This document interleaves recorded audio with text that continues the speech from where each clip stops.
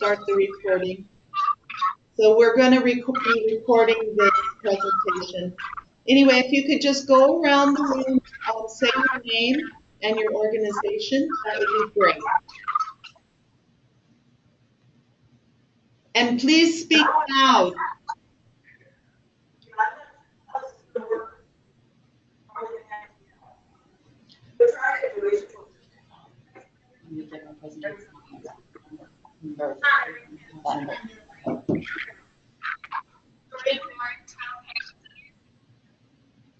Okay, we're not. You're not able to hear?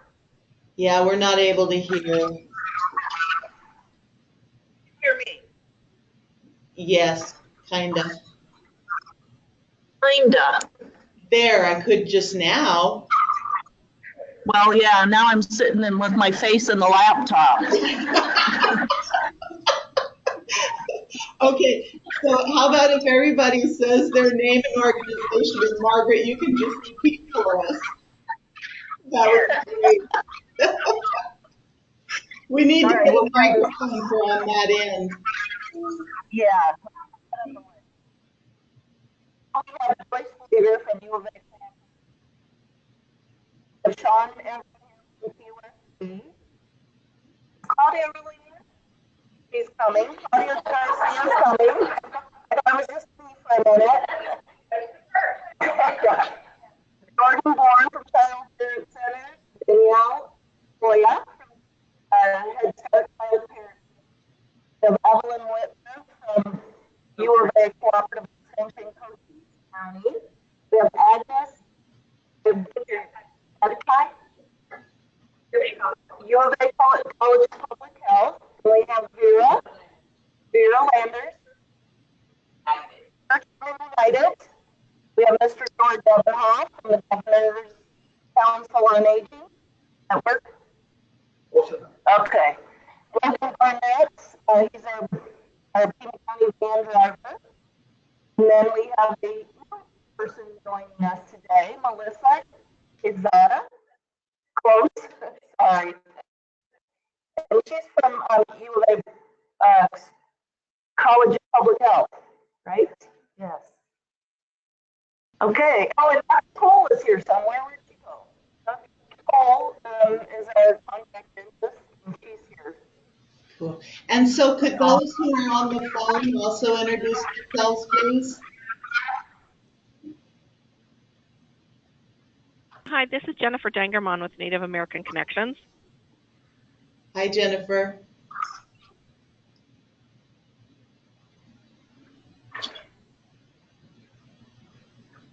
Alicia, do you have a speaker?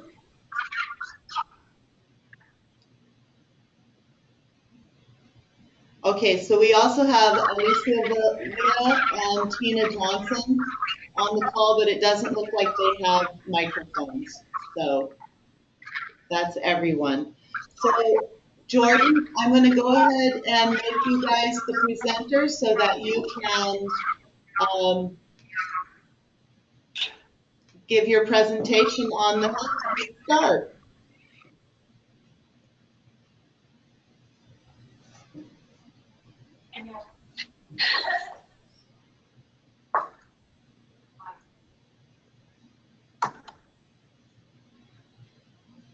What do you think?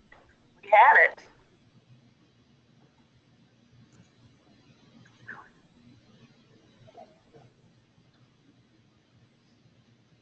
Slide show. Yeah, I can move. You guys can take over here. And then I'll be able to hear you while you're here. Hey there. Can you see it now, Alicia? Hello. Alicia. Yes. Oh, okay. You can see it and hear us. Yes, we can see and hear. Okay. Okay. Well, hi, everyone. Alicia, can you hear me all right? Hey, Margaret, can you have Jordan sit at the computer so we can hear? Eventually, it's turn the Okay. There's only you need that part, right?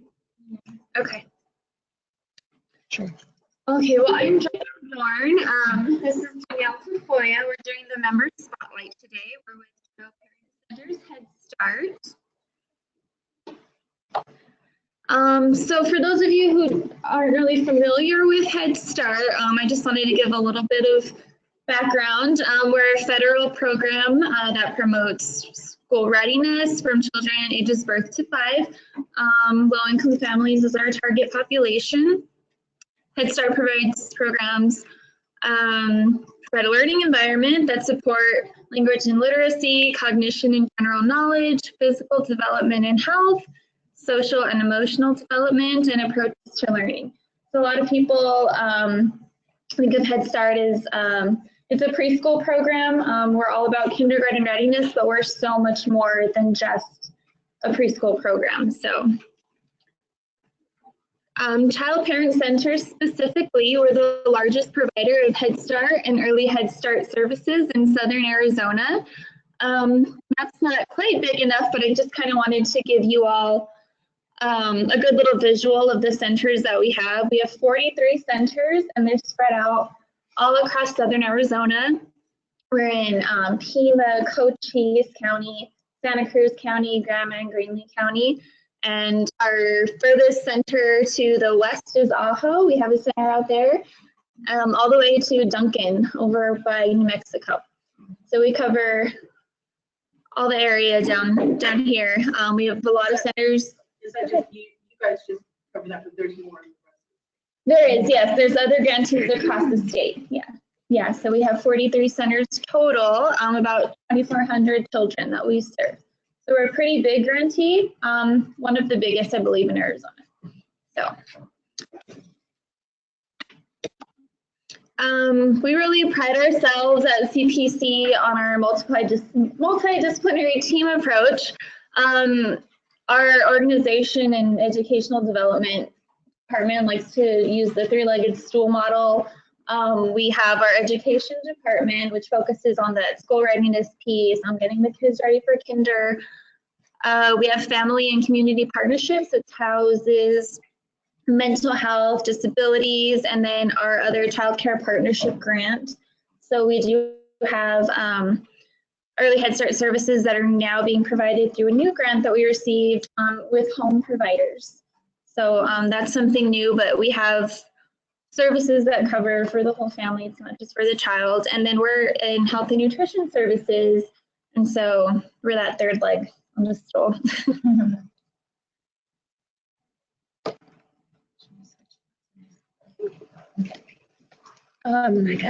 Jordan and I and Claudia are part of the Health and Nutrition Services Department. She's on her way. She was supposed to be here for support, and she's coming. Our motto, our passion and commitment to support the children and families and their lives. We have the meaningful lives in education. We advocate and empower and connect to resources. Our goal is to improve health and wellness outcomes for all children. Where were you clicking at? Just the arrow. We have 10 specialists. We have 6 coordinators. Our director, a food services coordinator and specialist. Yeah. We have about 20 people in our department for health and nutrition. We're the biggest department at Head Start, right? I think altogether we are the third leg, but we're the biggest leg. So as a specialist, one of my jobs is we go out and we do the growth assessment, which is their height and their weights at the beginning and the end of the school year, so we can kind of track where they're at. We also do their vision and their hearing, and if they fail their vision and hearing, we send them off for referrals. We also just went to the Go Check system, which is a digital screening. We showed you guys and it just takes a picture and instantly we can refer them to to their doctor to get glasses. So this last year we saw a great increase in children wearing glasses, which was really cool because before we'd have to rescreen with the old-fashioned Leah cards. And so we're pretty excited about that. We do a nutrition screening. Jordan, the coordinators do that part, and they follow up with sort of, what are they, little mini health clinics if the parents are interested. Nutrition workshops. workshops, those kind of things for the families to increase their knowledge on nutrition if their kids fall below or above the average. We do blood and anemia screenings. The health history just gives us a little background on their health, obviously. We do a TB questionnaire, and we also refer if they are at risk for TB. Head Start has quite a few requirements. We're federally funded, so we have to meet these requirements every year. One of them is that the infants that have to have their well child exams, all of them current. As a specialist, that's what we kind of track. We also track the physicals for children 3 to 5, their dentals 3 to 5, 1 year is required, and we also do referrals for treatment and follow-up for special diets, asthma, a bunch of different things there. Keeps us busy. What do we do? So we look through their files, we see if they have any needs as far as if they need medical insurance, we can assist them with that. We have a variety of resources that there's somebody. We just really try to help the families as a whole if they need assistance in all different areas. Oh yeah, it's cool. Okay. So like Danielle said, we're federally funded, so we do have goals that we set as an agency that we report to the Office of Head Start. So we just kind of wanted to give you a snapshot of our May reporting. So our goals in May, immunizations, our goal is to have 100% of our children immunized. And for May, we reported 100% immunized. So that's always great. Early Head Start medical exams, all the EPSCTs, our goal for May is 92%, and we reported 82% in May. So we're 10% off. It is a harder group to keep track of because their EPSCT schedule is, 2 months and then on, and so that one's a little bit harder to always meet, but 82% is pretty well. We still have this summer that they go through the end of July, so we'll have this month and next month to try to reach our goal. Head Start medical exams, our goal for May was 94%, and we finished May with 91%, so we're really proud of that. We finally broke the 90 mark, so that was really good. And then Head Start dental exams, our goal is 93%, and we ended at 90%. So pretty good. We do set a high bar for ourselves, so anytime we're, close to our goal, we really celebrate those successes. So just so you guys can kind of see where we fall with our medical and dental exams for our kiddos. Do you guys have any questions about that? Yeah. Dental issues are the level of kids. No, we see a lot of treatments for multiple cavities. Some have like more extensive work that needs to be done. So it really varies. We get those kids that they have their dental exam and it's like, yay, great, no cavities, no treatment needed. Yeah. Woohoo! And then we get those that, it's 7 cavities, we need to come back for follow-up. And so we kind of help them in that process. If parents need help scheduling, if, I'll kind of go into the next slide. Yeah, it's a perfect segue. We have what we call the payer of last resort at CPC, and we actually have a set amount of funds that are set aside for children who need a physical or dental or some type of treatment. A lot of this goes to dental treatment for our kiddos. And it's basically if they lose their insurance coverage, they have no other option. If they're unable to meet eligibility requirements to obtain insurance, even if they have insurance, but the copay, their family can't afford it, we can assist them with the copay. And then, sometimes the families can't get an appointment for, a super long period of time for their treatment. We have contracted dentists that work with our Head Start in our community. So we have El Rio that helps us, we're contracted with. There's one in Sierra Vista, Douglas, Nogales, I think it's Mariposa that does it there. But we have contracted medical and dental providers who work with us to get these families in, and then we actually pay for their exam or their follow-up treatment. Who does it in Sierra Vista? I can't remember off the top of my head. I believe it is. Your number, sure? The name I couldn't tell you. I can get it for you though. Okay. Yeah. So the kids go. He's not. Oh, okay. So it might not be that. We one. do go out of our dental offices as well. If they're already seeing a dentist and they go and they, have all this treatment, we will help them pay for that. They do just have to prove that they're not on access or they have, like it says, for their last resort. If they have nothing else, then we will assist them.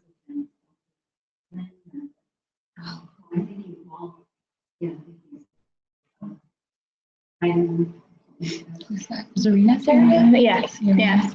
Yeah, we can ask. Yeah.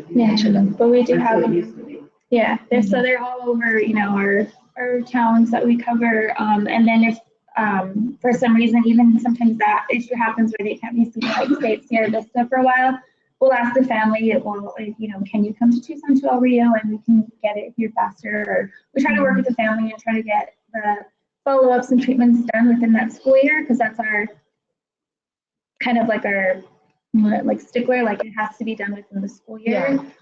So funding purposes, yeah, it has to be used with that year's money. So but this is a lot of this, what we use it for is dentals, and it's a lot of dental treatment. That's like the most common thing we see payer of last resorts for. So any other questions on that at all? All right, and then another area that we wanted to talk about our Health and Nutrition Department. We have the Health Services Advisory Committee that some of you actively participate on the school year. So it's our Health and Nutrition Department. We have medical and dental professionals. We have parents from our Head Starts that come, and they're active participants and they give great insight.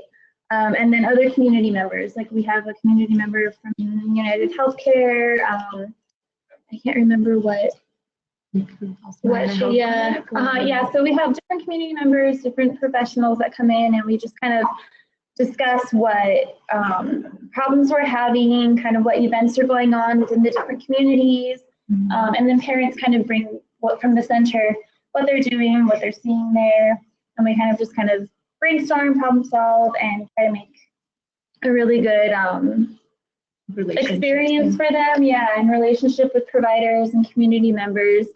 Last year, I wanted to highlight our health advisory. Margaret was a big part of it, and Belinda, and some ladies from El Rio helped us to update. We redid our whole toothbrushing procedures for early Head Start and Head Start. And that was a big project, and we rolled it out last year, and so far it's been working. So that was something that we're really proud of, that our health advisory committee helped us with. This year, our focus is kind of on breastfeeding and implementing more breastfeeding friendly centers. So we've had a good partnership with the WIC providers and working with them, and so that's us, really. Does anyone have any questions or comments about the work we do, or? I forgot to mention too earlier that we do also have 2 health clinics a year, and we provide physicals at those health clinics.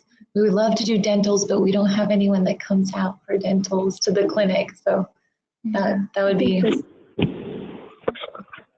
kind of full. But we usually at those 2 health clinics do for physical exam. We have some doctors who come and volunteer, and then all the med students from U of A come, and they're there. We usually serve around 60 children at each health clinic, so like about 120 children get their physical exams through that free clinic.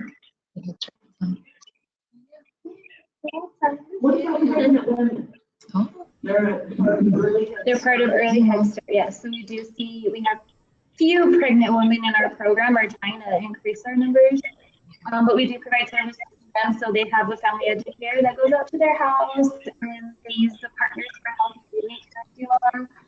They are invited to socializations with the other early Head Start families. We are 4 of us coordinators are certified lactation counselors, so we do offer that service to those pregnant moms. That's breastfeeding is about that they want to go. But yeah, we don't really have like the set medical dental requirements, but I have in the past had a pregnant mom who needed help with dental work, and we were able to be the payer of last resort for her. She didn't have any insurance. So yeah, so to get, you know, the support, it's a really good program because then the child can just come into the Head Start program. Any other questions? Alicia, do you have anything?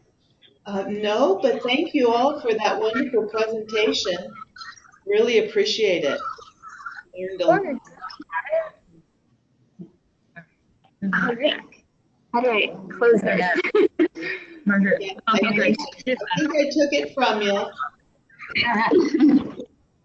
Can you guys see our screen again? Not yet.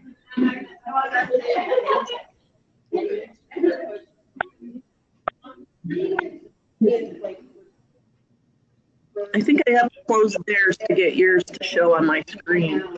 Okay.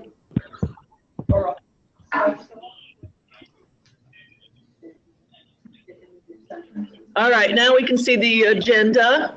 Okay, good. So I have here with me today, I have Litonya Lester, want to wave? Yeah. And she's the Oral Health Project Manager at the Children's Alliance. And then Pamela Johnson, she's with the Native Dental Therapy Initiative and the Northwest Portland Area Indian Health Board. And so just as a reminder, as part of our mission, we are looking to affect policy change in Arizona. And one of the policies that we are advocating for is to get dental therapy legislation passed in Arizona.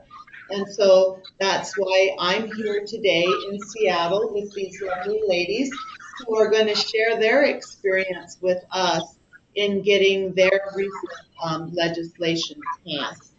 And so I believe we're going to start with Litonya. And Litonya, oops, wrong one. Sorry, guys. You are there. Okay, from the beginning.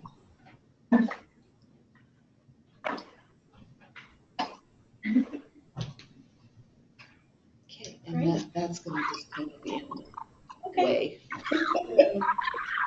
Great. So thank you all for having me up today. It's really great to be able to share about our experience. A little background about my role in this work. I started working here at Children's Alliance in summer of 2014. So 4 years after the organization began working on dental therapy.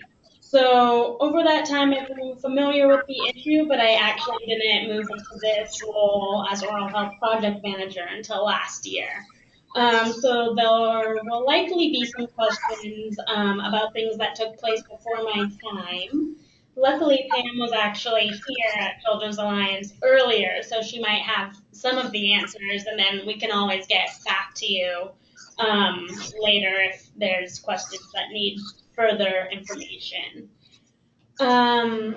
So we can go to the next slide. So Children's Alliance is a nonprofit organization that does statewide policy advocacy with a focus on kids. And the bulk of our work is connected to the fields of early learning, hunger and nutrition, and healthcare. So it's really great to see the Head Start presentation and kind of the intersections of early learning and healthcare there.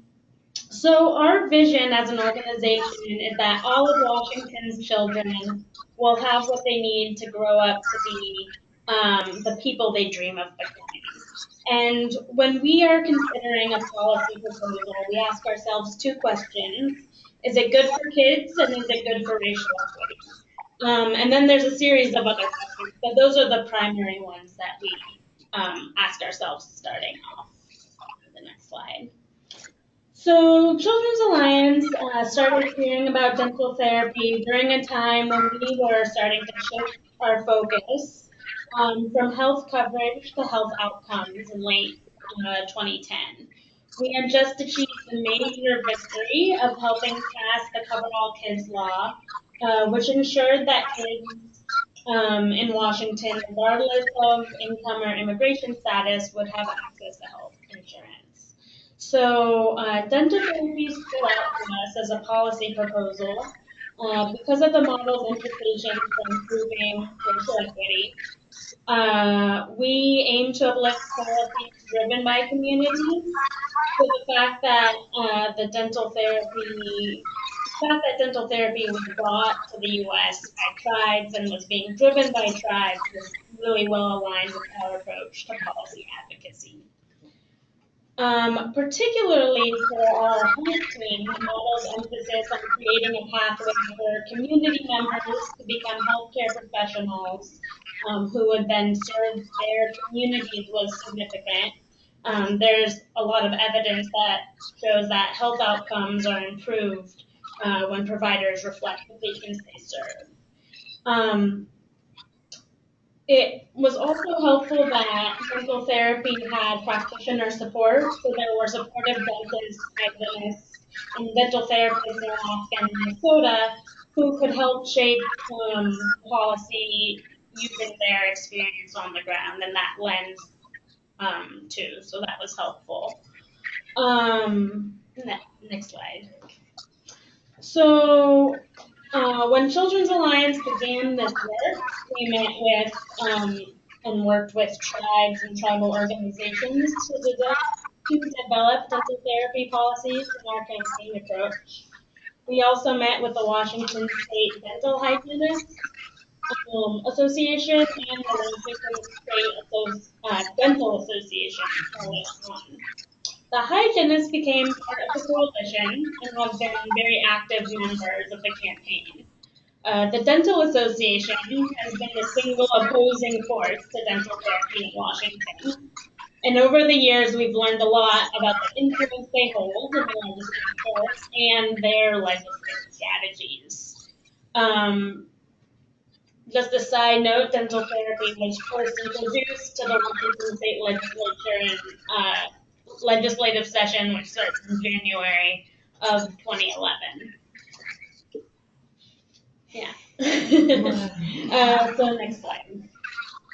So at this point, you may have done the math and realized that Children's Alliance has been working on dental therapy and staffing the Washington Dental Access Campaign, which is the coalition working on dental therapy here, for nearly 7 years. It's been quite a long process, and over that time, we've identified the following key elements of a campaign. So you should, yeah. The elements are here on the screen, but we'll also break them down, so it's okay if you can't see them. Okay, we can move on.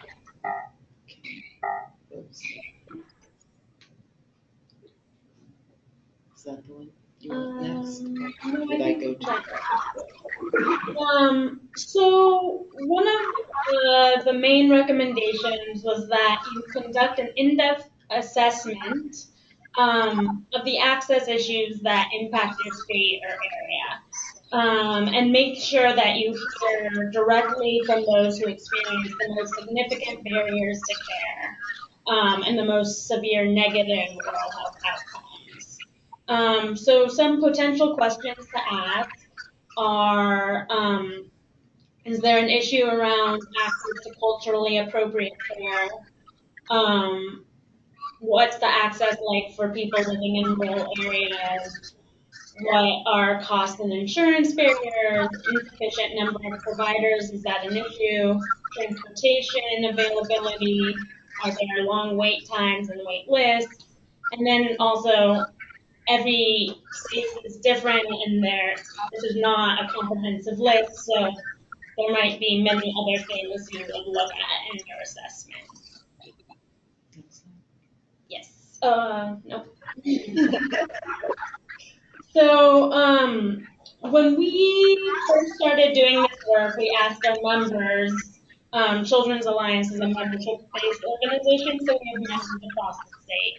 And so for the first time, really, we asked our members about oral health, and the response was really overwhelming. We heard from so many of our members who either had experiences themselves or with friends or families about barriers to care. So in addition to hearing from people about the barriers they experience when it comes to accessing care, I also recommend looking at existing data. And then also ask some questions about the data. So is it disaggregated by race and ethnicity at all? So what groupings might need further breakdown? So for example, here, just in our last assessment of oral health outcomes for children, did they break out Native Hawaiian and Pacific Islander out of the Asian category? And as a result of that, we saw disproportionate negative outcomes for Pacific Islander communities, which is significant, but we didn't have that evidence until it was disaggregated like that. So that's just an example. And if data disaggregated by race is not available, what are some avenues you might pursue for advocating for disaggregated data? What other data categories are available? Primary languages spoken at home, rural, urban, suburban, income levels, military status. It's important to ask all these questions and more questions when you're assessing the landscape of oral health outcomes and access. The image on this slide is actually a cartoon by artist Aaron Franklin. It illustrates a reality that despite Washington now having Medicaid coverage for dental for adults, it's still very difficult to find a provider who will accept that insurance. So this next slide is about campaign planning. And campaign planning is like a blueprint for you to think about how to implement your campaign. It can also help you strategize and determine what's realistic and what isn't, help you prioritize your approach, think about which legislators and other influencers your campaign needs to target. The image on the screen is a screenshot of just one portion of the campaign plan, but it helps give you a sense of format and what it might look like, and what type of questions might be helpful to ask. There are also similar grids and outlines for other campaign elements, like engaging media, legislative targets, grassroots engagement, and more. So we have found that grassroots mobilization has been the strongest element of the campaign. The recommendations you see on the screen have been critical to our grassroots work. Connecting the work to work that's already occurring in communities is really important. This is out of respect for communities. It's about valuing their role and contributions, acknowledging their leadership and expertise. But it also helps build trust and relationships. And it also just makes sense to build on what's already being done. Support and nurture leadership development with people most impacted by oral health barriers. These leaders can help craft legislation that will actually be effective, that will address the barriers people are experiencing, and they'll also be critical for mobilizing their communities and being an outspoken advocate for dental therapy. That advocacy can take the form of testifying in front of the legislature, writing a letter to the editor, showing up to an advocacy day. There's just so many ways that leaders are vital to the campaign. And this photo here is of Children's Alliance member Alicia Luna and her daughter and grandchildren. Alicia was honored at our fundraiser this year for her leadership across all of our issues, but she's also been an outspoken leader in the oral health field. So building another piece of advice is building grassroots power and advocacy tools before you use it. So things can happen really fast during a legislative session. You might have 24 hours or less for grassroots action. So we recommend doing some of this work in advance. Developing a story bank where you collect stories about difficulty accessing care and the resulting impact, and then you can use it in advocacy in the future. Have some letters to the editor drafted, and then you can tweak it to fit the specific advocacy need that you have. And then the last point is look beyond your usual mobilization avenues and networks.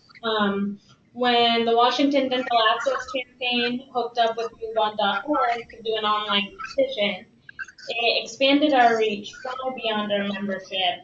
It made it possible for us to introduce mid-level providers to a much larger audience and resulted in the delivery of over 40,000 signatures to the governor.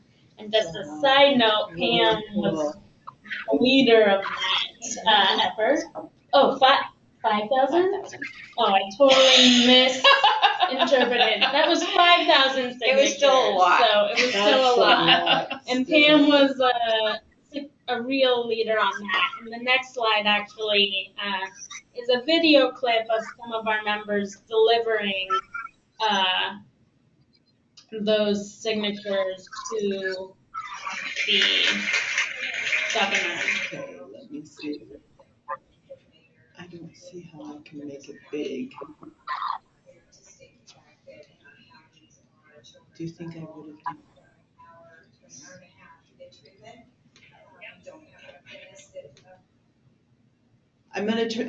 Oh good, I'm gonna try to make it go from here. There we go.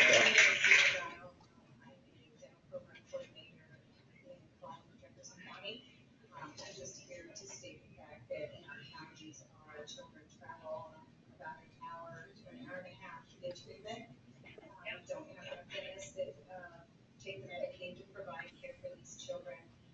So the parents have to take them off of work. That they don't have travel over 150 miles just to give them. So I'm here to talk about oral health care. I feel that it's an important aspect of your whole health. Kids can't learn if they have decay and pain.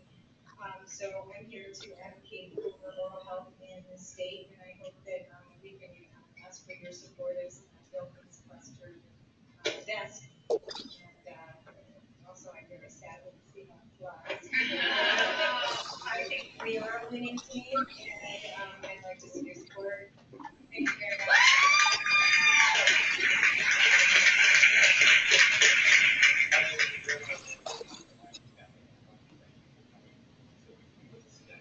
And I'm here to talk about the growth challenge. And recently I learned my oldest daughter is almost 9 is preventative care for her incoming molars now. She doesn't have space with adults, and she needs that care.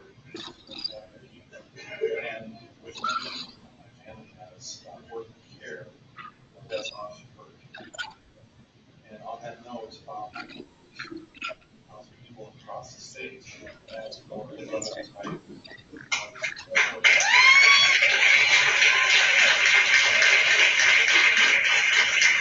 That's the paper. Great, so that was also an example of some grassroots leaders really stepping up for dental therapy. So, building a strong coalition. So, in terms of, from what I gather, you all have a great, strong coalition. And moving into focusing on dental therapy, we have a few recommendations based on our experience. So, I would say identify your values as a coalition. To understand the various ways those values play out in the issue. So I'll refer to this on the next slide when I talk about effective policy, but we also recommend that you discuss your stated values and agree on them and refer back to them when decisions are being made. As individual groups and organizations, identify what policy elements are non-negotiables for you and what elements are more flexible. Broad support is really essential for the dental therapy campaign. And your campaign will be much more effective with a well-functioning united coalition. But it's also important to acknowledge that oftentimes we are brought to the table by different motivating factors. So having an understanding about what motivates each of us to be at the table can be helpful when you're collectively making important policy decisions about the campaign. And next slide.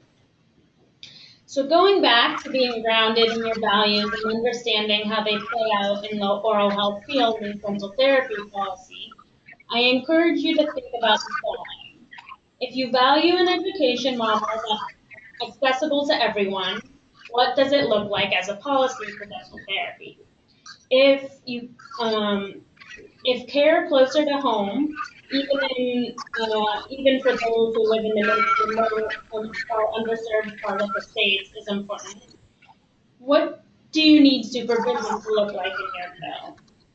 If care that's culturally appropriate for your tribes and indigenous communities, for people of color, is of value, what policy elements does your bill need to have to make sure that people from communities that are underrepresented in the healthcare professions have a clear path and will be recruited to become dental therapists? So, Children's Alliance has been really adamant about having a bill that includes an education pathway that doesn't require a previous hygiene education or degrees.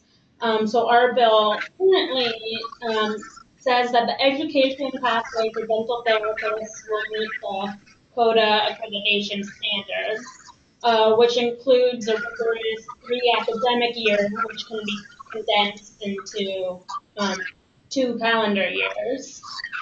But it does not require the prerequisite of a bachelor's. So this model allows for a model similar to the DHAT model, that's being taught and implemented in Alaska. And then we'd also have an advanced standing option for those who already have a hygiene degree. We have held tightly to this policy aspect because it's critical for the racial equity outcomes of dental therapy to be achieved. So the way the policy is crafted and how it turns out after negotiations is really critical. So media and communication. This image here on the screen is from an article that was published on the front page of the Seattle Times. It was a big deal. Legislators from both sides of the aisle and both sides of the bill were upset because it called out one legislator in particular who was blocking the dental therapy bill. But at the time, we had 2 different bills, the statewide bill and the tribal settings bill. But despite the discomfort that it caused to legislators, this article was impactful and helped elevate the issue. But also something to keep in mind is that this article was only published last year, 6 years after Children's Alliance started working on their campaign. So starting small is so impactful. Local papers, letters to the editors, they all have an impact, especially when they're in key districts with influential legislators or legislators who are influenced by their constituents. Next slide. So remember back to the beginning of the presentation, I mentioned the huge victory of Coverall Kits passing. Well, that legislation passing was a 12-year process. And then there was an additional 12 years of implementation. So major changes like dental therapy for the healthcare delivery system takes a lot of time. But all of the evidence that we've seen shows that dental therapy is changing lives for the better. So we want to help bring that to our state, even if it can feel like an uphill battle. Next. So on that note, well, this might feel a little overwhelming. Hopefully it's also motivating. And I strongly encourage you to push for dental therapy legislation in Arizona. It's also a really great time to join the dental therapy movement. You can learn from the challenges that we experienced. You can leverage the increasing evidence base, which is just growing and growing. There's now a much better standing of the opposition to dental therapy and how to counter the positions they put out there. And despite it being a long process, progress is being made and momentum is building, as this map shows. So seize the opportunity and go for it. Next slide. There's one more slide. And so my colleague here at Children's Alliance and Mobilization Director, Siobhan Ring, when I just talked to her about her experience with the campaign, she said, there will be times when you're negotiating as a coalition over a sentence or two in the bill, or legislators are backing out or being frustrating, and it can be difficult. But just keep in mind, at the end of the day, it's about people. And it really is. It's about people getting the care they need so they're not in pain, so their eating and nutrition isn't impaired because they can't find a provider who would treat them, so they don't suffer long-term health impacts from the lack of access to care, so they don't miss school or work or end up in the ER.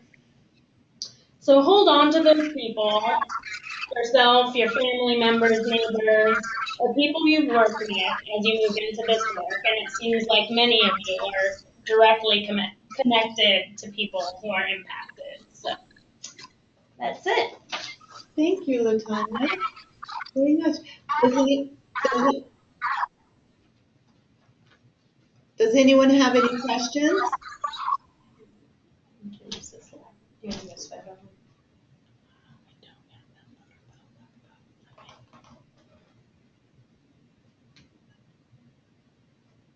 Does anyone have any questions?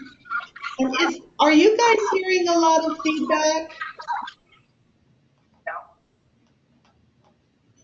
Okay. We're going to bring up Pam's presentation. And just so you guys know, this isn't in the way. Okay, Pam. Hi, yes. Can you guys hear me? We are getting lots of feedback. Does everyone that's on the line have their lines muted? If everyone that has joined online could mute their... Well, what's happening is Alicia's name is showing up on the webinar twice, and I'm thinking that you might be logged into the microphone on the computer at the same time as the phone, possibly. In Tucson, they log in as me as well. And so in Tucson, they're logged in.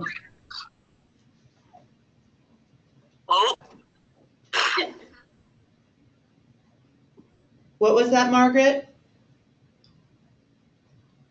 It's better. That is better. Yeah, we didn't have us muted. Okay.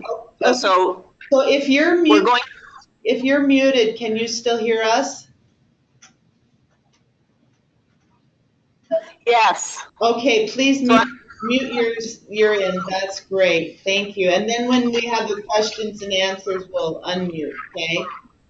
Okay. Okay, great, Margaret. Thank you.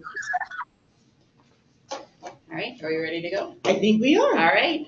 Well, first of all, thank you so much for hosting us here virtually through this computer and camera.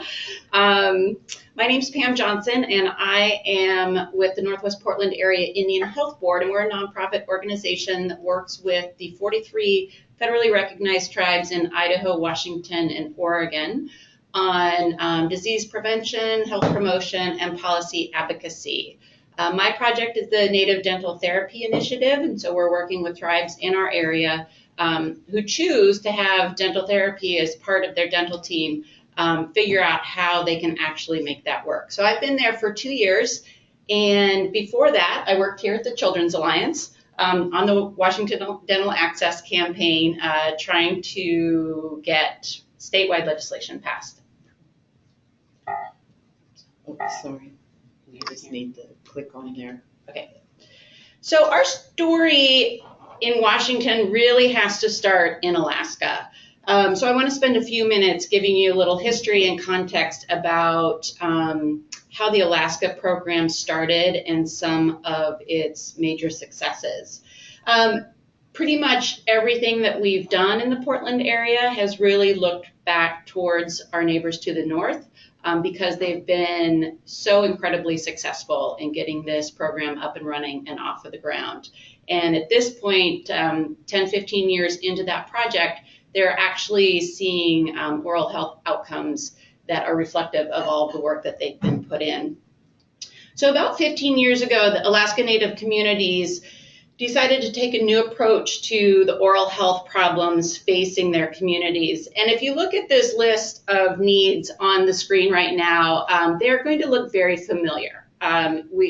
Anytime we talk about the oral health crisis, there are some commonalities that come up no matter where you're at. They were seeing that their children had disease rates that were 2.5 times the national average. This is basically, if you look at any American Indian, Alaska Native data across the board, you're going to see these numbers. This is 2.5 times the national average. If you look compared to white children, it's more like 4 times. And so it really is pretty egregious. They're also seeing incredibly high prevalences of operating room pediatric cases, which means kids were going in, general anesthesia, getting full mouth restorations, extractions, to an extent that it really, there was no more time before a solution had to be on the ground. Another issue that is common everywhere in Indian health systems and elsewhere is the vacancies and annual turnovers when you're in a rural area, trying to find a dentist or any provider that wants to move out to an Alaska village that might be 500 miles away from the hospital or the dental clinic is really hard. Or you might find somebody who's willing to do it for 2 years, but then they want to go back and build a practice somewhere else.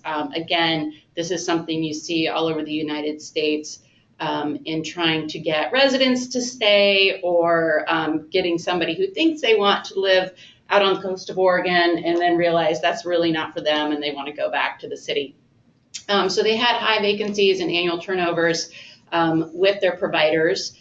And they were only going out, these providers weren't living in the villages. They were going out maybe once or twice a year.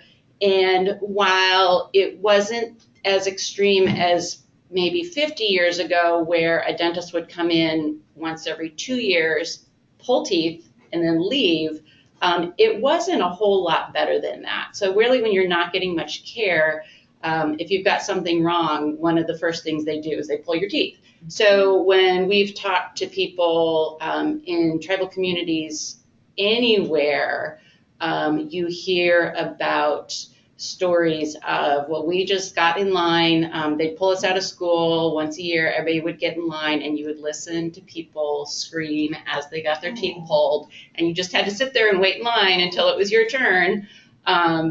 And then you also hear, one of the other things you hear is that, and then we got a trailer. Like, that was the big improvement in Indian Health Service care, was getting a trailer on your reservation, and that is where you were providing care. In the 1980s, when self-determination with the tribes was moving forward, and the federal government was actually contracting with tribes to do their own care, is when you've really seen a lot of the great clinic and Indian health delivery system work come into being. So it's really recent that a lot of tribes have seen this, this increase in the way they are able to deliver care. Again, Alaska's remote. There's 120,000 Alaska Native people, and 85,000 of them live in 200 villages scattered throughout the state. I don't have the map of Alaska up, but usually there's a map of Alaska, and you put it in the United States, and it takes up a third of the entire landmass of the United States. There's few roads. A lot of care is delivered through people getting on planes or snowmobiles. But that, again, is nothing new to rural communities. I mean, obviously, Arizona has places without huge roads leading into it. We have places here in Washington State where on the map it may look not that far away, but to get there, it's a 6-hour drive out to the coast. And so when the Dental Association says, well, that might work in Alaska because everything is so remote, it really is the wrong narrative, because we all have remote places. We have all of these things that they had in Alaska to some extent happening in every single state in the United States. So the Alaska Natives looked towards a solution for all of these issues, and when looking around at what delivery systems were working, they saw that the dental therapy model in New Zealand, in Australia, in the United Kingdom, that was a provider that seemed to be the best fit for what they needed. So this provider could do largely preventive efforts, which is what they needed. They also needed somebody, though, that could do basic restorative services. A lot of the care models put out by the Dental Association today is just somebody who can be a navigator or an educator, but when you have a mouthful of caries, that is not going to work. You need to take care of the disease before you can start doing the good preventive work that needs to happen. So this provider needed to have that ability. They needed to do prevention. They really needed to be culturally competent, and they needed to be recruited from their communities because of the historical trauma that had happened in the tribes in Alaska and elsewhere about how dental care was happening. There was huge mistrust in any new dentist or any hygienist or any provider coming into their community. And so to have somebody that could be recruited from their community, go to school for a short period of time, and come back and be that provider was an incredibly important part of how they were going to build their system. This provided a continuity of care, because if you're from the community, you're going to stay in the community. And they find in Alaska that 80% of the DHETs that go back to their community stay. They go into a contract with their tribe that pays for their schooling. They come back and work for 4 years, but 80% of them stay beyond that 4 years. And so they really are seeing that retention and continuity care that they were looking for. In Alaska, they didn't have to pass legislation. They had what was called the Community Health Aid Program in Alaska, and still do to this day. It was the program was created in the 60s in the medical community, and it's a system of allied health professionals that work with supervising dentists, doctors, mental health professionals at the community level and extend the reach of those providers. It's federally authorized, so it does, the federal government does have a say in what it looks like and its authority.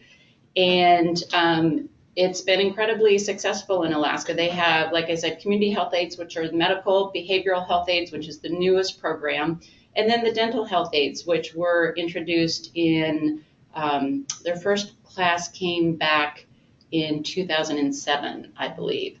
And within the community health aid program, they really house the full extent of what it takes to have these providers out in the community. So they run the education program. They have a certification board that certifies both the education program and the providers. They have written standards and procedures that guide the whole process along the way. And then they have academic review committees that yearly update what's in the curriculums and what's required for graduation. The program in Alaska is run by the Alaska Native Tribal Health Consortium, which is the overarching medical delivery system in Alaska. What I love about ANTHC is their vision is that Alaska Native people are the healthiest people on the planet. So their standard of care is that their goal is to get their people in their communities to be the healthiest on the planet. So again, when you hear organized dentistry say, well, that's Alaska, that's tribes, and try and paint the picture of it's fine for tribal people in Alaska. Well, this is a system that's goal is to have the healthiest people on the planet. So they had created a DHAT education program in Alaska. Obviously, there was not a dental therapy program to train their students at the time, and so they looked to New Zealand, and the first class went to New Zealand for 2 years to get trained. And in that time, in Alaska, they put together an education program, and it really is the gold standard in dental therapy programs. It's a 2-year program. And so, like Litonya said, the new CODA standards say you have to have 3 academic years. Well, if you're going to school from 8 to 5 every day and you get 1 month off out of the entire year, that basically equates to a 3 academic year program. They built the curriculum around what was needed. So they really looked at what are the oral health problems that we need and what is a provider that could take care of those problems. They spend a year in Anchorage doing their classroom work, and then they go to Bethel, which is an incredibly remote place in Alaska, if you've ever been there, and work at a clinic to do all of their clinical training. They, beyond just learning the clinical requirements of what it takes to do dentistry, this program is really great in also teaching professionalism. They also teach a lot of community programs, and so all the students have to build their own community program and take it out into communities and see how it works. So they know when they're coming back, a large part of their work is going to be preventive. It is going to be going into Head Starts and working with the kids, building trust, getting a toothbrush in their hand so that if they need work, they're ready to come into a dental chair and not freak out. So they learn that in school as well. They have small classes. They can take up to about 12 people a year in Alaska. We are maximizing that this year since we're sending them students from the lower 48, which allows them to build community, give them individual attention, and really wrap around services to graduate as many people as they can from the program. And they have an incredibly high graduation rate. Again, 80% of the students who start the program graduate. And they are likely to be the first program accredited by CODA. So they're the only ones starting the process right now. There's only 2 programs. There's Alaska, there's Minnesota. So, and Vermont's looking to start because they've passed legislation. But the director of the program wants to be the first out of the gate to be accredited, and she's going through that process right now. Even though they didn't have to pass legislation, it wasn't as if there was no opposition in Alaska from the Dental Association. And I really go back all this way back in history to show that you're going to see the same things over and over again from the opposition in some form or another. So in Alaska, there wasn't legislation, but they did file a lawsuit against the ANTHC, which is the hospital, and the individual DHATs got served for practicing dentistry without a license. They also took out, as you can see here, is full-page ads in the Anchorage Daily News. Basically, their messaging at the time, which has not changed in the past 15 years, is that second-class dental care. If you have somebody who's only been to school for 2 years, you're going to get second-class dental care. It's going to create a 2-tier system, and you know, as Alaska Natives, you should deserve better than this, which is, again, a commonality of the paternalistic, we know better than you who are creating this program about what you want, about what's good for you. So you will see these messaging still being used to this day. We've seen it every single place that we've worked on dental therapy. Fortunately, they were not successful. Their legal battle, it didn't go to court. It was settled out of court, and the program was able to continue. And they lost really big in the court of public opinion. So anytime you can get the Dental Association to do something like this, to pull out full-page ads, to be on record in public, they really lose in that arena. And so it's a really good strategy to make sure whenever they're talking, it's happening in front of other people, and because they will be behind closed doors talking, obviously, as well. So they started the program, and it's been an incredible success in Alaska. They've certified over 50 DHATs that are now working in 80 communities. In those communities, they may work both in the clinic and then go out to the villages and work there as well. 45,000 Alaska Natives are now receiving oral health care that weren't before. This is not 45,000 that are getting better care, but they were receiving no care. Like I said, the DHATs are staying in their communities, providing that continuity of care.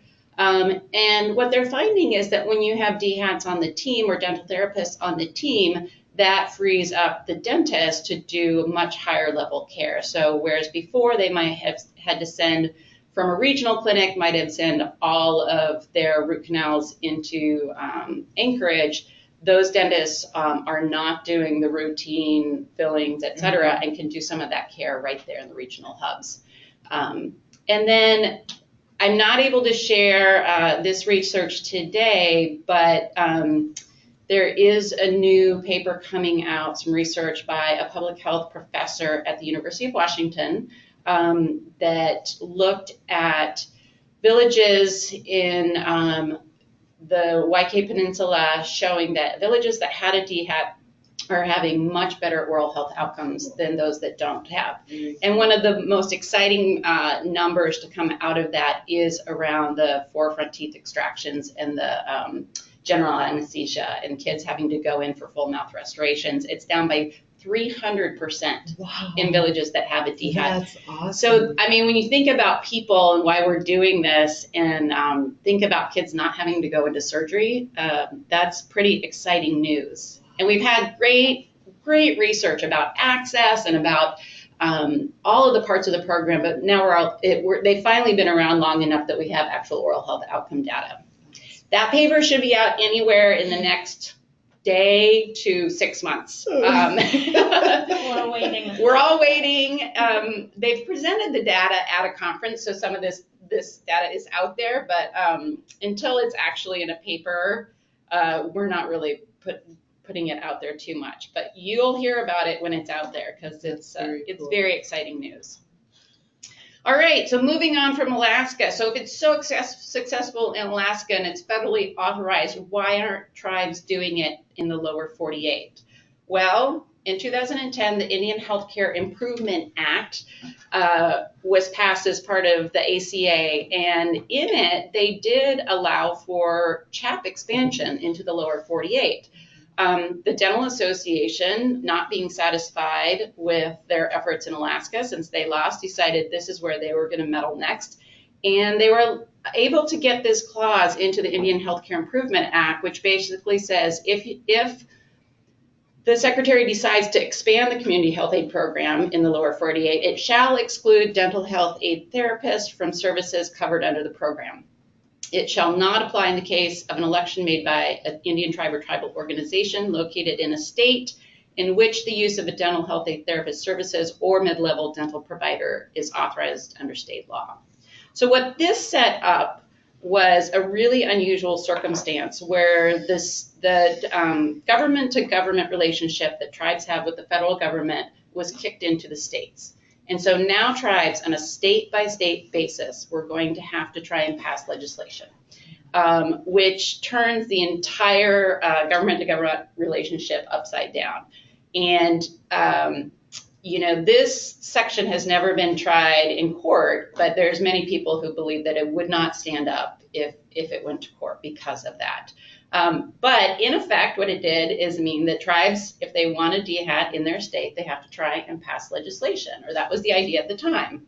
And so in Washington state, the tribes in Washington decided they were going to do that. They were going to pass legislation because they wanted DHATs. And so they were part of the, like Litonya mentioned, they were part of the statewide bill since the very beginning, leaders on that, and worked on it for, 2011 till 2014 as part of the coalition. But in 2014, one of the tribes, the Swinomish Indian tribal community, which is north of Seattle, about an hour, had said enough is enough. We need to move faster on this. We think we may have better success if we scale back a bill that only authorizes dental therapists in tribal communities. And so in 2014, the tribal DHAT bill was launched. So can I ask, I just want to ask a question, make sure I'm understanding. So the original hope was to get a full dental therapy legislation for everyone in the state, but then due to the political climate, it was like, we'll focus on getting it passed for the tribes. Yes, and there's still a statewide bill, and the tribes are still supporting that effort. Okay. But in 2014, they said, this isn't moving. We want to try just having a tribal bill and see where it goes. So not surprisingly, I should go back. So not surprisingly, the bill was introduced in 2014. The Dental Association opposed it. They hired a tribal lobbyist to work for them and try and go out individually to the 29 tribes in Washington state and convince them that this was a bad idea. That effort did not work at all. It worked in that the legislation didn't go anywhere in 2014 and 2015. But they did, and they're doing that in Oregon right now too. They hire a tribal lobbyist, and then they send them out to try and convince people that this is a bad idea and they know better than the tribes actually do. But in 2015, we ran the legislation, and at the same time, we were preparing another strategy, because you're going to need at least one, if not 5 strategies to pass legislation in your state. And the strategy for the Swinomish Indian community was to just go ahead and hire a dental health aid therapist using their sovereignty. And so this is a picture of the Swinomish chairman, Brian Clattisby, who also happens to be the president of the National Congress of American Indians, announcing that Swinomish was just going to hire a DHAT. And this was in June of 2015. And it really turned out that this is what broke the logjam for the tribal legislation, was this act right here saying, we don't need authority from the state. We are just going to hire a dental therapist. So in January 2016, Dan Kennedy was the first DHAT to provide services in the lower 48, and that's Dan on your to your right, second to the right, at the tribal blessing ceremony at Swinomish. And this picture represents about a year's worth of work setting up infrastructure at the tribe. They didn't just hire a dental therapist. What they had to do was they had to provide or pass a licensing code through their Senate. They had to build their own licensing board, dental provider licensing board. They had to do a lot of work with the state, the Department of Health and the Healthcare Authority to make sure that the state was going to recognize this provider, even though they weren't going to be licensed through the state. And then they had to go through all the work of just how do you license a person, because they had never licensed dental providers. So now at the tribe, not only are they licensing their dental therapists, but they're also licensing their dentists and their dental hygienists. So they license all of their dental providers. And this is some of the other people in this picture are part of their licensing board. So like I said, this really was the act that broke the logjam. And part of that was we got a lot of media attention in doing this. The day Daniel started providing services was the same day that the Seattle Times article that Litonya showed you came out, and in it sort of pointing fingers at individual legislators saying, look, you're standing in the way of people who need services. And that wouldn't have happened if the tribe wasn't really moving forward, and the tribe also being the one to be very comfortable pointing fingers at legislators. Then we also saw this year some of the local coverage that we got was really important, because the legislators who lived in that area around Swinomish were able to start drawing the connections a little bit better. And then we also got great coverage in the New York Times that year. It became a national story about how tribes are leading on this issue because of their sovereign authority. And so this really helped bring a lot more spotlight to the issue. I must say, in Arizona, you're doing very well on that.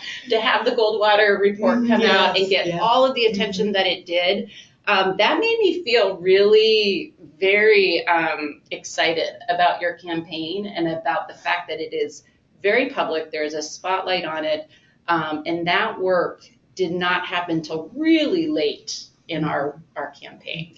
So the work that you guys have been doing with Pew on that is incredibly important. I think will help you be more successful, hopefully quicker than we were. It's got to be within 5 years so I can win. That's right. You have a bet on this.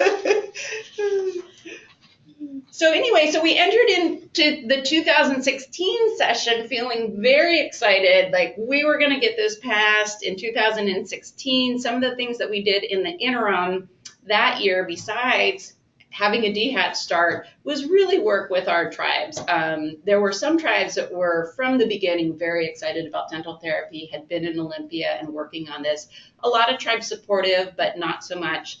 In 2016, we really got everybody to sign on to say, yes, I'm coming to the hearing, I'll be there. So this is a picture, I think actually from this past year, but there you see 4 tribal leaders from 4 different tribes testifying. Swinomish is not in that picture. This was a statewide tribal campaign, and that really came together in 2016. So here's a letter that shows every single tribe in Washington State being on board with this legislation.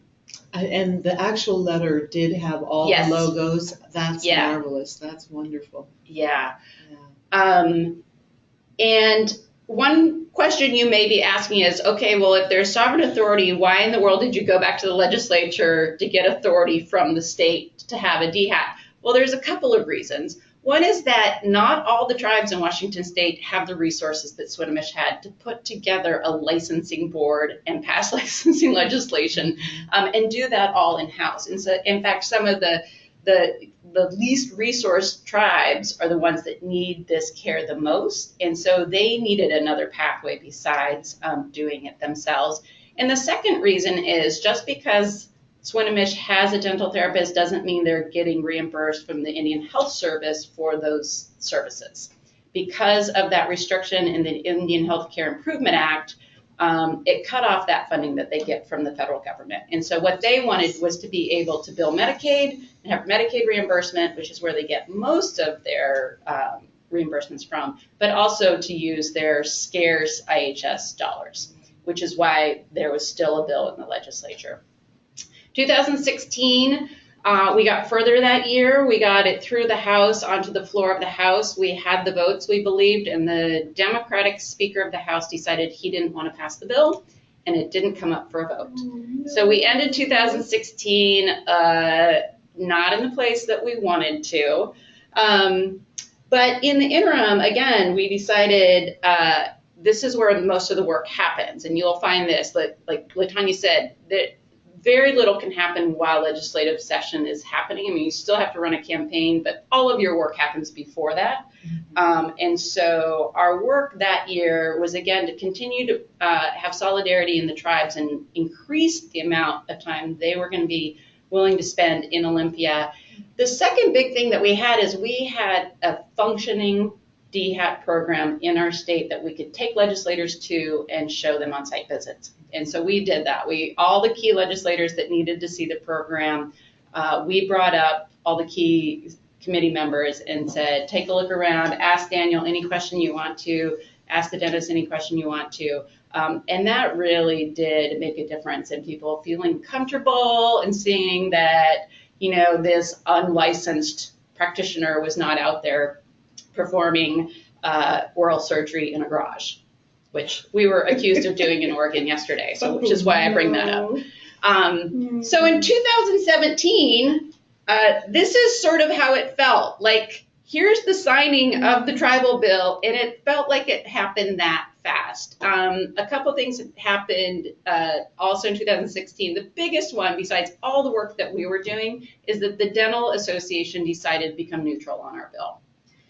And when that happened, we introduced the bill.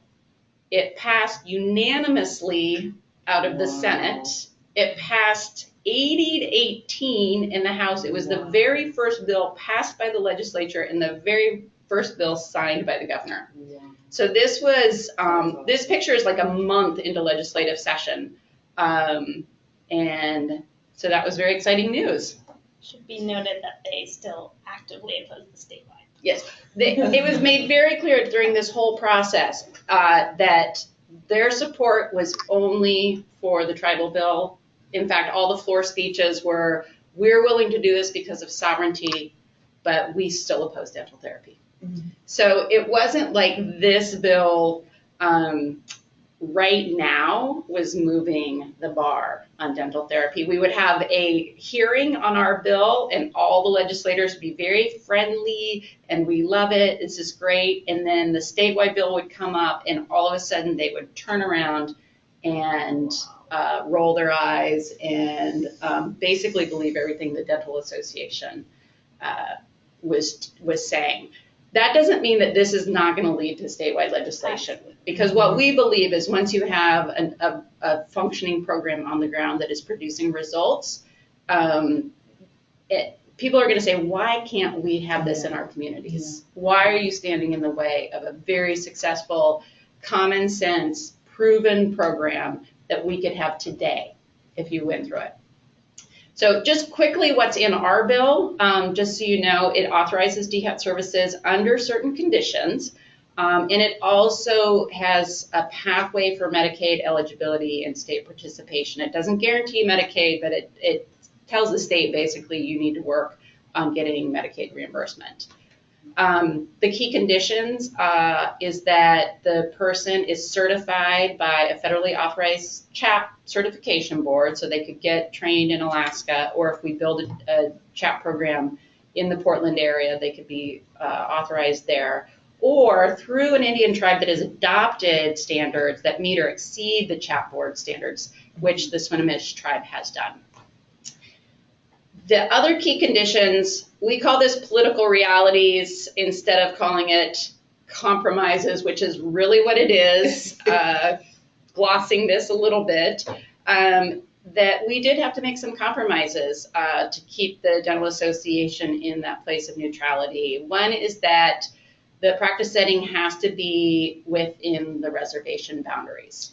The problem with this is that 70% of American Indians, Alaska Natives in Washington State do not live on a reservation. They live in urban areas. And so this pretty much cut our urban Indian programs, which we have 4 of in the state, out of having DHATs, which was not something we wanted to do, and it will be something that we go back to get in later sessions. It also says that you basically have to be a member of a recognized tribe or eligible for services under the IHS. So if you're a spouse or if you're an employee, you can also be served at an IHS facility. And so that was the other restriction that we had to agree to. So that was the Washington legislation. I wanted to throw one slide in here on our Oregon work, just because it's a different pathway to be thinking about. And in Oregon, in 2011, the state passed dental pilot projects. This was not dental therapy specific. It was really looking at how are we going to serve underserved communities, and it had the goals of right here, teaching new skills to providers, developing new categories of providers, or accelerating the training to current providers. So that legislation was passed in 2011. Because of funding issues, it didn't really get off the ground until 2015. Our organization has a pilot. We were the first pilot approved in the state, and so we have 2 tribes in the Urban Indian program that are training DHATs right now to practice in their facilities. And looking forward, I didn't really get this slide in here, but looking forward in Washington State, what we're doing now is that we are continuing to send students to Alaska to get trained. Tribes now are like, we want one now. And we're like, well, you gotta send them to get trained first. And so we are maximizing the program up there. We're doing a feasibility study on building an education program here in Washington State. So Swinomish is working with a local community college there to build the program, and so we're in that feasibility phase so that we don't have to send people all the way to Alaska, that here in the Portland area, we have a local place to train our students. We're also looking at setting up a regional chat board so that there's the Alaska chat board, but there would be one here in the Portland area that could also authorize or certify dental therapists. And then the other thing that we're looking to is eventually we're going to pass legislation in Oregon, and we want to pass statewide legislation there, and our pilot project's going to feed into that because it's going to, again, provide that data that we need to show we know it works in 50 countries, we know it works in Alaska, we know it works in Minnesota, and here we did 5 years of a pilot to show that it works also in Oregon. And then and it works, and we'll be able to show that, but right now we know that it takes, and we don't think it'll be 5 years before we pass legislation, but we know it takes years to build a coalition to start a legislative campaign, and so we're starting that now, even though we probably won't introduce legislation for another 2 or 3 years. So that's our story. Okay, so questions? I know I have one. My first question is I know Children's Alliance, your focus is children, Head Start focuses children, but the DHATs aren't just providing care to children. Can you speak to how they're being used to perhaps provide care to like assisted living, or that, elderly who don't have the mobility to go and, get around? Yeah, I mean, basically this provider, one of the great things about this provider is that they don't have to work in the clinic if you write your legislation so that there's general supervision. Mm-hmm. So once you remove the requirement of a dentist being over the shoulder, this provider can go into any practice setting that makes sense. And so if your needs are with your elderly community, they could go into assisted living, and they could go. So at Swinomish, they want to pilot a program basically with home visits for their elderly because they can't get out. And, you're not going to be doing some of the services, but you could be doing screenings, and you could be doing, there's some basic services that you can do in any setting. And I think the whole, dentistry is moving in that direction. So, I mean, people are looking at medical dental integration, and you should have a chair in your health clinic, right? You should be training your doctors to be doing some of these screenings. You should be training your dentist to be doing blood sugar checks. That is where dentistry is going. And so to have a mid-level provider that helps your clinic, one, stay financially healthy because they can do 80% of what a dentist does in a safety net clinic for half the cost. And there's research on that. So, there's actual numbers that show, like, if you look at safety net clinics, 80% can be done by a DHAT or a dental therapist. So really, it's just what are your needs and what is the delivery system you need to fulfill that. And it's going to take the whole team. And so now you've got one more person on your team then that can help that make sense. Cool. Very cool. Okay, questions from in Tucson or on the others that are on the webinar?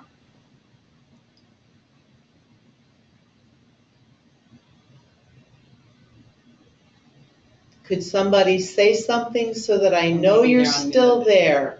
Yeah, probably need to unmute in Tucson.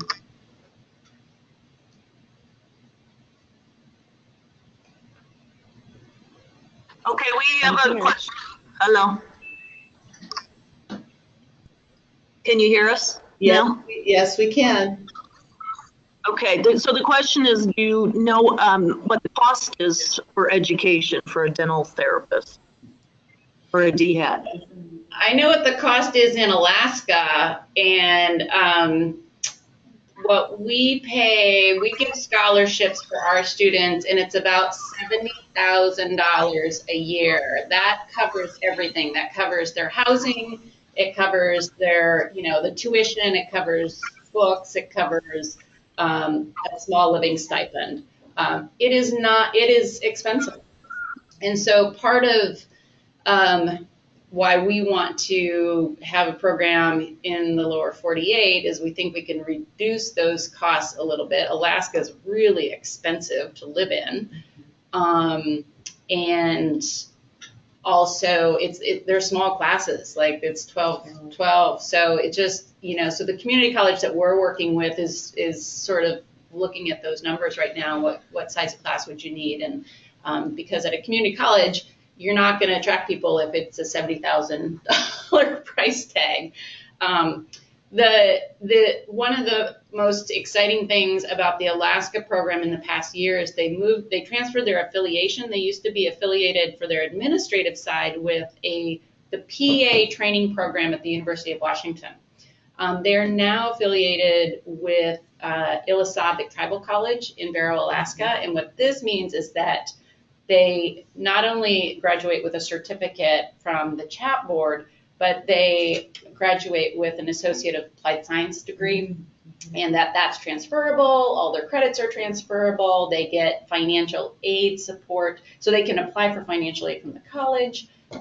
All these things were not possible before. It really was tribes paid for their students to go up. The students came back.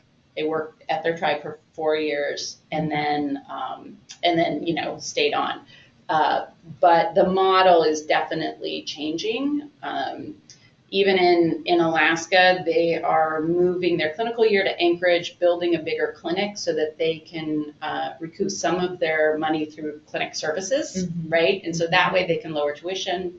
So the idea is that you want to be constantly looking at how you can lower tuition. And the community colleges here that have been working on the statewide bill, they think that they can put together a program that's far less than that.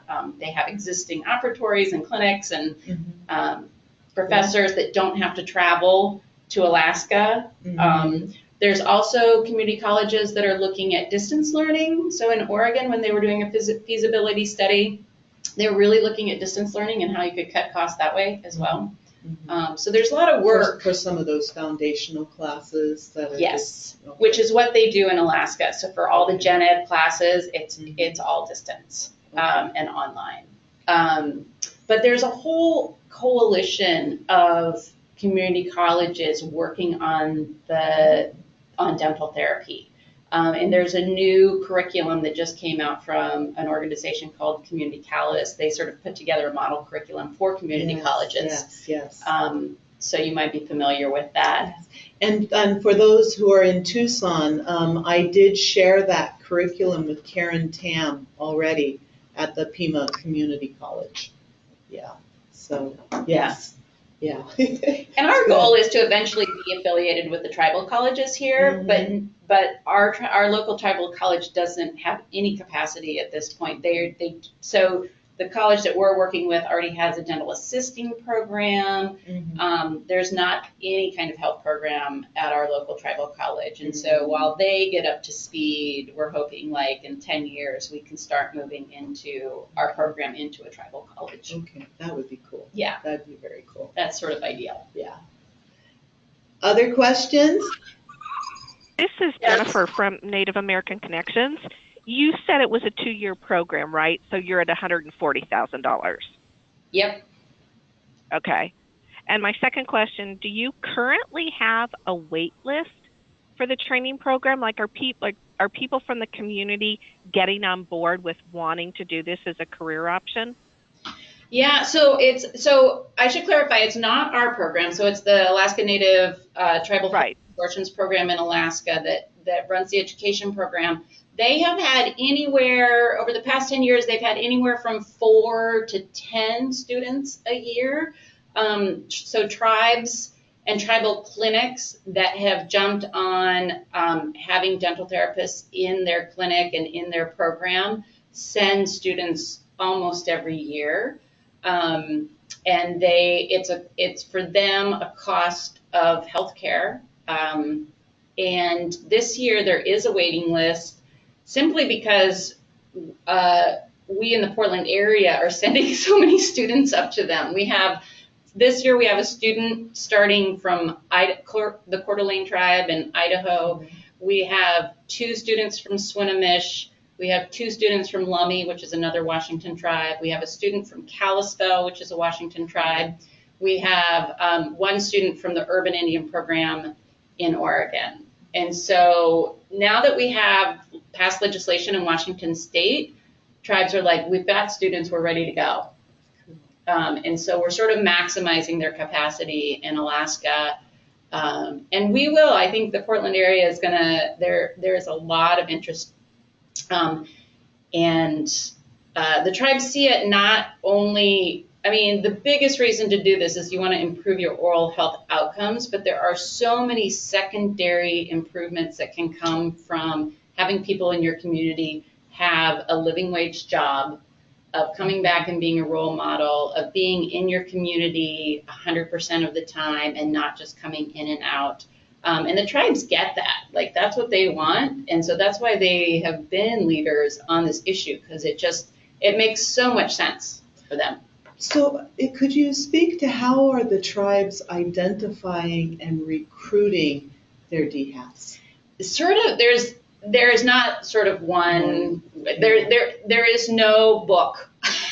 We have not written a book on this. And because our project got off the ground pretty quickly, the first couple of students were students that were identified by maybe a high school counselor that said, I know the student who wants to go be a dental hygienist. They have excelled in school. We think that they're going to do great post-secondary. And then the tribal health director would contact them and their family and said, hey, would you like to go do this? And, all of our students at this point are they're pioneering this. Our students in Oregon, it's a pilot. They come back. They know they've got a job as a dental therapist for 5 years, but maybe not afterwards. So they're taking that risk because this is what they want to do. Our students that we recruited the first year, they didn't have a program to come back to because we were still building it. The student in Idaho does not have we don't have authority in Idaho. we have no legislation. The Coeur d'Alene tribe operates the FQHC, and so it's a little bit different. It's not a tribal-only facility. Are they a 638? Yeah. Okay. Yeah, and so we are. We've said, you know what? But if you want somebody to start, you got to get them to school first, and we will figure it out in the meantime. So, our next piece of work is to go to Idaho and figure out how they're going to have this dental therapist come back in 2 years and work for them. But she wanted to do it, and in the tribal communities in the Portland area, we've been talking about this nonstop for the last 5 years, and so people really. They do want it, and it is feeding a system. And I think in any community, you're going to have to do that education of why your high school student or why your hygienist or why your dental assistant might want to go off and do that. And so there's a lot of work around education in communities that may not be as immersed in it as at least in the Portland area, our tribes have been. Other questions? Yes, we have another question. Have you considered sending the candidates to the Minnesota School of Dental Therapy?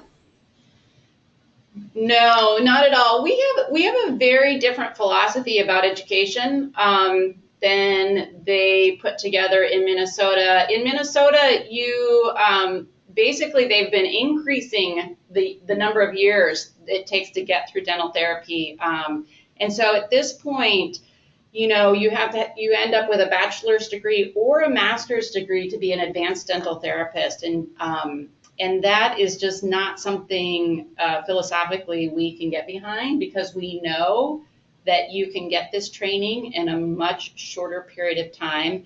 It makes that training much more accessible to people who can envision going to school for 2 years, but maybe not 6 years.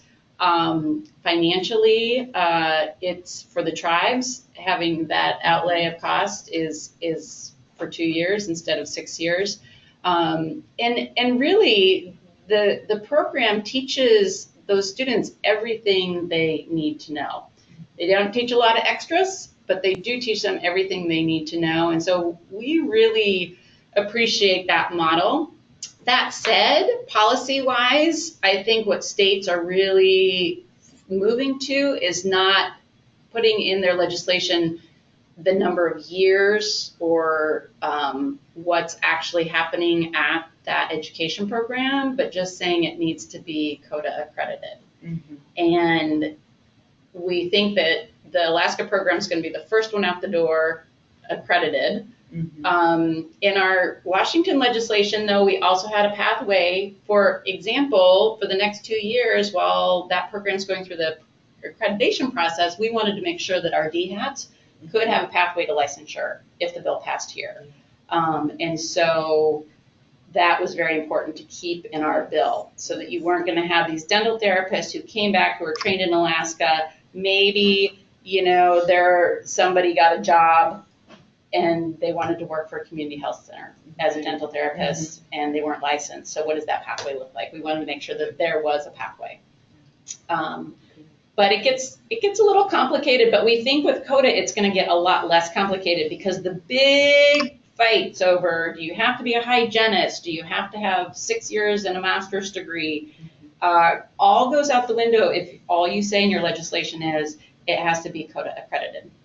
And I think that's really helpful to keep your coalition together and to give your policy this legitimacy, because CODA is housed in the American Dental Association, right? It was a big fight to get CODA accreditation for dental therapy, and now it's there. So let's use it. Cool. More questions? What's the starting salary or salary range? It's usually what we say, it's about half of what a dentist makes, because there's, depending on where you live, a dentist might make, or what kind of practice it is. Generally, it's about half. Thank you. So wouldn't it be less time needed if it were an existing provider that went on to expand the skills? Say a dental hygienist, and just add the restorative piece?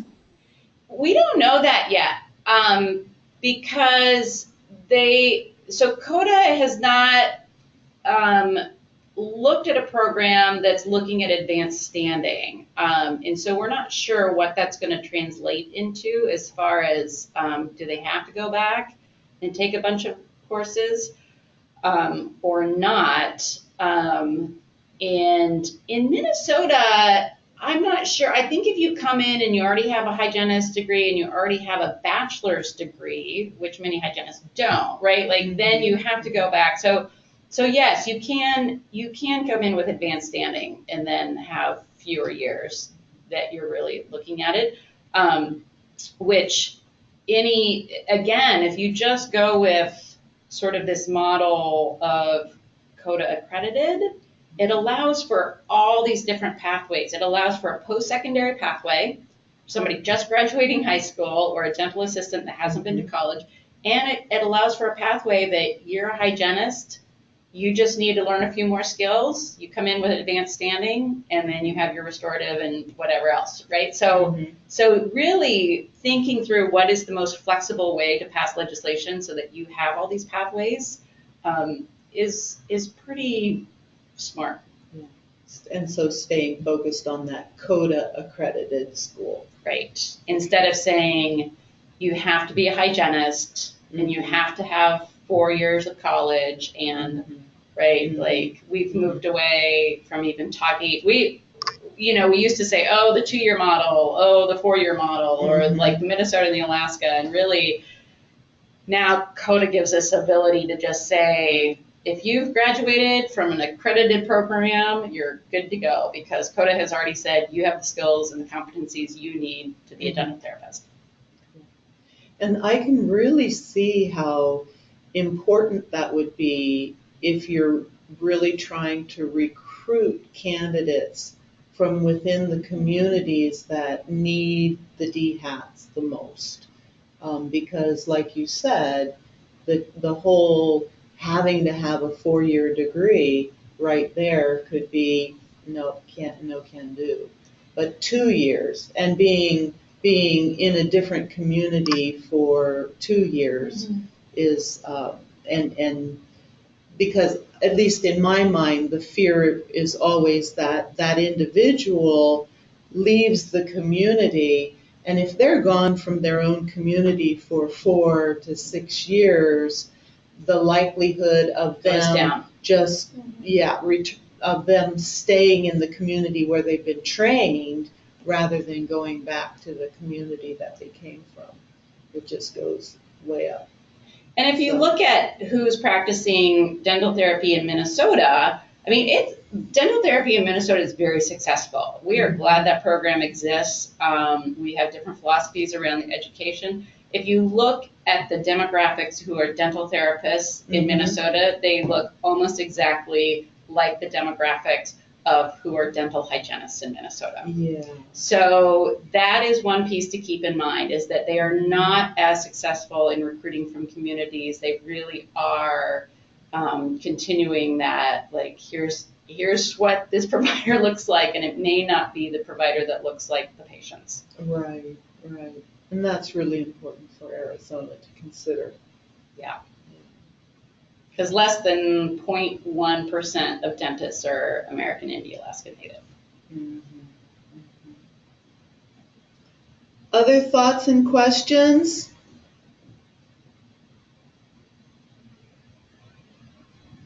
And Margaret, you might be on mute. Yeah. We're unmuted now. I'm the other Margaret. Margaret had to leave the room. I don't think we have any other questions. I was just going to make a comment about the state of Minnesota because I've lived there. They have less tribes than we do in Arizona, Washington, Oregon. I think they just have that one up by the border. Right, but they do have, like, in their, in the Minneapolis metro area, they have other racial and ethnic groups, right? That you could envision having somebody come into your East African community that looks like you might. So it may not be tribes, but it may be some other underserved communities that could benefit from having an accessible education program. Okay, are there any more questions? No, thank you very much. It was a fabulous presentation. We've all learned a lot, and Alicia, I'm understanding that you've taped this webinar, and I would love to be able to share it with other organizations in the state. I think, okay, we just have to get confirmation from the Children's Alliance that that's okay, but yes, we did record. And so once we get information, we'll release it. Are there any other questions from anyone that's on the webinar? And we're happy to, if you have questions, both Litonya and I are happy to talk more about any piece of this. And, it's Washington State it's been a struggle. Like, we have a lot of lessons learned about the challenges of running a legislative campaign. And so hopefully the more states that have been through this for a really long time can impart that knowledge so that newer states coming on board can skip over some of those challenges. That would be, thank you. Thank you very much. Okay, then I guess we're going to wrap up on this end. And Joyce, thank you for taking over in Tucson. And I'll see everybody next month. Okay? So, thank you. Bye-bye. Thank you, guys. We're gonna sign off of GoToMeeting now. Bye, thank you. Bye-bye. You did so darn good. They didn't even miss me.